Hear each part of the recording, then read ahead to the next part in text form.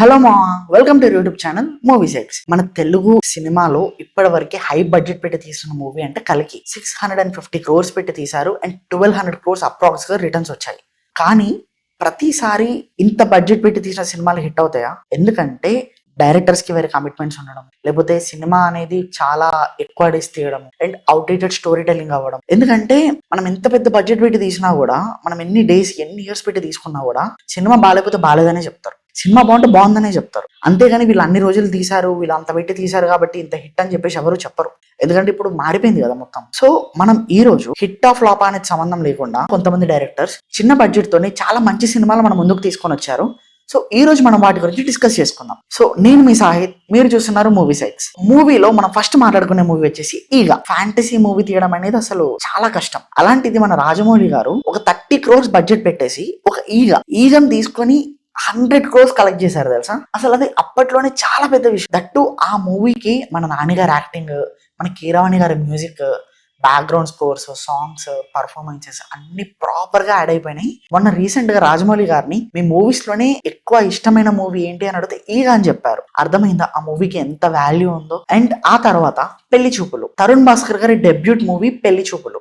And Vijay Devarakonda గారికి and Tarun Bhaskar గారికి ఇది ఒక పాత్ బ్రేకింగ్ మూవీ అని చెప్పొచ్చు. ఎందుకంటే చాలా సింపుల్ స్టోరీగా స్టార్ట్ అయ్యి ఒక ఇంటెన్స్ డ్రామాతో, ఒక cute love story, strong connections తోని చాలా బాగా తీశారు మూవీని. అండ్ ఈ మూవీ తరుణ్ భాస్కర్ గారికి అండ్ విజయ్ దేవరకొండ గారికి చాలా హెల్ప్ అయింది అండ్ చాలా మంచి పేరు తీసుకొచ్చింది. జస్ట్ 2 crores తో తీసి 20 crores కలెక్ట్ చేసింది ఈ మూవీ. చాలా మంచి సక్సెస్ ని అందుకున్నారు ఈ మూవీతో. అండ్ ఆ తర్వాత అర్జున్ రెడ్డి, ఇది మనకి 2017 లో వచ్చింది.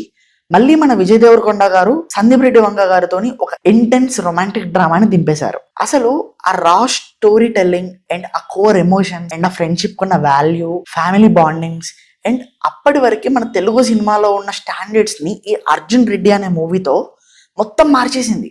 జస్ట్ 5 crores తో తీసిన మూవీ ఆల్మోస్ట్ 50 crores దాకా కలెక్ట్ చేసి TIFI లోనే ఇప్పటికీ ఒక రిమార్కబుల్ మూవీ లాగా నిలిచిపోయింది. ఇప్పటికీ కూడా విజయ్ దేవరకొండ గారి టాప్ మోస్ట్ ఫేవరెట్ మూవీ ఏంటి అని అడిగితే మోస్ట్ ఆఫ్ ద పీపుల్ అందరూ అర్జున్ రెడ్డి అనే అంటారు. Addicted to memes page logo కూడా అర్జున్ రెడ్డి లోగోనే ఉంటది.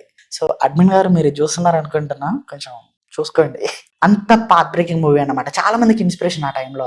ఆ తర్వాత క్షణం మీన్స్ అది క్షణం, ఇది మనకి 2016 లో వచ్చింది. థ్రిల్లర్ జానర్ లో వచ్చిన ఈ మూవీ అడవిశేష్ అన్న కెరియర్ ని నిలబెట్టేసింది. ఎందుకంటే ఈ స్టోరీలో ఉన్న ట్విస్ట్లు, ఆ స్క్రీన్ ప్లే అండ్ ఆ స్టోరీ టెల్లింగ్ అన్ని పేగుంటాయి. ఒక ఇంటెన్స్ స్టోరీ టెల్లింగ్ ఎలా ఉంటుందో అది మాత్రం పక్కా ఫీల్ అవుతారు. నేను థియేటర్లో చూస్తున్నప్పుడు ఎండ్ వరకు హుక్ అయి కూర్చున్నా, అంత బాగుంటుంది మూవీ ఇది. అండ్ జస్ట్ 3 crores పెట్టి తీసిన ఈ movie just actor performances and మనకి ఇంటెన్స్ స్టోరీ టెల్లింగ్, ఆ క్యారెక్టర్స్ అన్ని బాగా యాక్ట్ చేయడం వల్ల, సాలిడ్ ట్విస్ట్ ఉండడం వల్ల ఆల్మోస్ట్ 15 crores కలెక్ట్ చేసింది. అంత బాగుంటది ఈ మూవీ. ఇంకా ఎవరైనా చూడకపోయింటే మాత్రం చూసేయండి, మిస్ అవ్వకండి. ఆ తర్వాత గూఢాచారి మనకి 2018 లో వచ్చింది. Almost 7 years.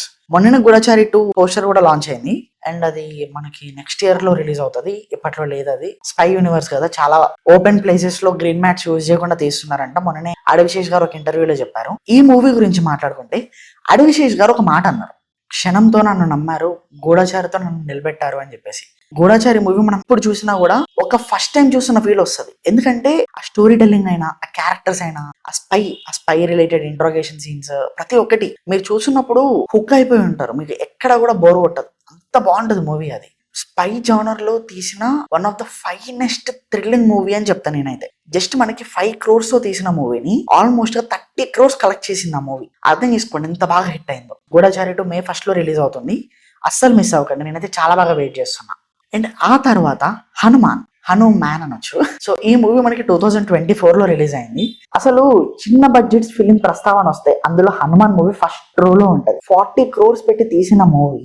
అసలు మనం ఆ మూవీ అలా చూస్తున్నప్పుడు అది మనకి 40 crores మూవీ లాగా అస్సలు అనిపించదు. ఆ VFX అయినా, లేకపోతే ఆ విజువల్స్, ఆ గ్రాఫిక్స్, ఎవ్రీథింగ్ వాస్ పర్ఫెక్ట్లీ చాలా బాగా తీశారు. ప్రశాంత్ వర్మ గారు అసలు how is it possible, nation wants to know అన్నట్టు ప్రతి ఒక్కరు క్వశ్చన్ చేశారు తెలుసా. మనం తీసిన స్టోరీ, మనం ఎగ్జిక్యూట్ చేసిన విధానం అవన్నీ ప్రాపర్ గా ఉంటాయి అని తెలిస్తే సినిమా ఎంత బాగైనా ఆడుతుంది అని ఈ సినిమా 350 crores కలెక్ట్ చేసి ప్రూవ్ చేసింది. TFI లోనే టాప్ 5 ప్రాఫిటబుల్ కలెక్షన్స్ లో నిలిచిపోయింది మూవీ. అంత బాగా ఆడింది మూవీ ఇది. అండ్ ఆ తర్వాత ఆ ప్రశాంత్ వర్మ గారి డైరెక్షన్ లోనే ఇది ఒక బ్రిలియన్స్. ఎందుకంటే ఈ టైప్ ఆఫ్ ఫిల్మ్స్ చాలా రిస్కీ ఉంటాయి. మనకు ఆ స్క్రీన్ ప్లే అవ్వచ్చు, అర్థం అవ్వకుండా ఉంటుంది మూవీ. జస్ట్ మనకి 5 crores తో తీసిన మూవీ అప్రాక్స్ 25 crores కలెక్ట్ చేసింది. మైండ్ బ్లోయింగ్ అని చెప్పొచ్చు. So mind blowing screen play and అలాంటి సినిమా ఒక షాక్, ఒక ట్విస్ట్, ఒక జలకు, అమ్మో షాకుల మీద షాకులు ఉంటాయి. సినిమా లాస్ట్ దాకా మీకు అసలు ఏం జరుగుతుందిరా బాబు అన్నట్టే ఉంటుంది సినిమా. అంత బాగుంటుంది మూవీ. సో ఇది మీరు ఇంకా చూడకపోయి ఉంటే మాత్రం మిస్ అవ్వకండి. అసలు మిస్ అవ్వాల్సిన మూవీ కాదు ఇది, మళ్ళీ మళ్ళీ చూడాలనిపించే మూవీ ఇది. బాగుంటది, చూడండి. అండ్ ఆ తర్వాత care of Kancherapalem. Care of కంచెరపాలెంలో నాకు ఆశాపాశం అనే సాంగ్ చాలా ఇష్టం. అంటే మీలో ఎవరైనా మ్యూజిక్ లవర్స్ ఉంటే మీరు వినండి. అది మనకి కింగ్ మూవీలో ఉంటది కదా, తన నాని తన నాని తన నాని నాని నేనా. మ్యూజిక్ మీద చాలా గ్రిప్ ఉండాలి మనకి. ఎందుకంటే ఏ సినిమా అయినా సరే, అపార్ట్ ఫ్రమ్ దట్, నేను కంచెరపాలెం గురించి మాట్లాడట్లేను, ఏ సినిమా అయినా కూడా మీకు మ్యూజిక్ కనెక్ట్ అయితే ఆటోమేటిక్ గా మీకు సినిమా మొత్తం కనెక్ట్ అయిపోతుంది. ఎడిటర్ గారు మనం మ్యూజిక్ బాగుండి సినిమాలు ఎలా ఉన్నా కూడా వెళ్ళడానికి ఒక ఎంకరేజ్మెంట్ అనేది ఉంటది కదా, సో ఆ టైప్ మనం ఒక స్క్రిప్ట్ రాద్దాము, అది కొంచెం ఇంకా బాగుంటది. Coming to Kancherapalem, care of Kancherapalem, big stars లేకపోయినా అండ్ గ్రాండ్ విజువల్స్ లేకపోయినా హార్ట్ ని టచ్ చేయడానికి ఒక కోర్ ఎమోషన్ ఉంటే చాలు అని ఈ మూవీ ప్రూవ్ చేసింది మనకి. విశాఖపట్నంలో ఒక చిన్న ఏరియా, ఆ చిన్న ఏరియాలో కంచెరపాలెం ఏరియాలో అక్కడ జరిగే 4 బ్యూటిఫుల్ లవ్ స్టోరీస్. సినిమాలో లాస్ట్ లో ట్విస్ట్ పక్కకు పెడితే 4 బ్యూటిఫుల్ లవ్ స్టోరీస్ కూడా చాలా బాగుంటాయి. అసలు నేనంటే ఇష్టం లేకపోతే ఆ రోజు నాకు సోషల్ నోట్స్ ఎందుకు ఇచ్చింది, మనం ఇలా కూడా అనొచ్చు.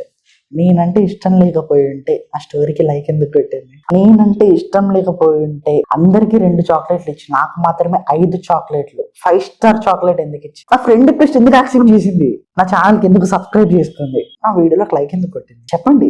సో దీని మీద ఎన్ని మీమ్స్ వచ్చాయి, ఇప్పటికీ రన్ అవుతాయి. సోషల్ క్లాస్ అని చెప్పేసి సమోసా అనేది వేరే మూవీ కదా, సినిమా బండి, దాని గురించి మళ్ళీ మాట్లాడుకుందాం. 50 lakhs పెట్టి తీసారు మూవీ, ఆల్మోస్ట్ 7 crores కలెక్ట్ చేసింది. అసలు మన TFI ఆడియన్స్ కి ఎంత పెట్టి తీసారు, ఎవరెవరు ఉన్నారు, అసలు ఏముంది, ఇది అవసరం లేదు. సినిమా బాగుందా వెళ్ళిపోతాం, సినిమా ఆడుతుందా వెళ్ళిపోతాం, వేరే లాంగ్వేజ్ లో సినిమా వచ్చిందా చూసేస్తాం, వేరే లాంగ్వేజ్ లో సినిమా ఉండి మన దగ్గరికి రాలేదా అది మనకి వచ్చేదాకా వెయిట్ చేస్తాం, లేకపోతే అదే లాంగ్వేజ్ లో చూస్తాం. సినిమా బాగుంటే అది ఎక్కడి దాకైనా ఉంటే మనం ఎంత దూరమైనా వెళ్ళి సినిమా చూస్తాం. ఎందుకంటే అది మనం సినిమా మీద ఉన్న ఇష్టం, సినిమా మీద ఉన్న పిచ్చి, సినిమా మీద మనకున్న అంత పిచ్చి అది ఎవరు ఎక్స్ప్లెయిన్ చేయరు. అంత మంచి సినిమా.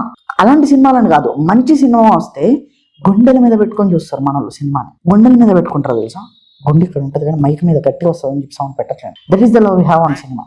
ఇదంతా కాదు, కాంతార మూవీ అనేది ఫస్ట్ కెనడాలో రిలీజ్ అయింది. వరాహ రూపం సాంగ్, అది బాగుంటది. డైవర్ట్ అవుతుంది మనం.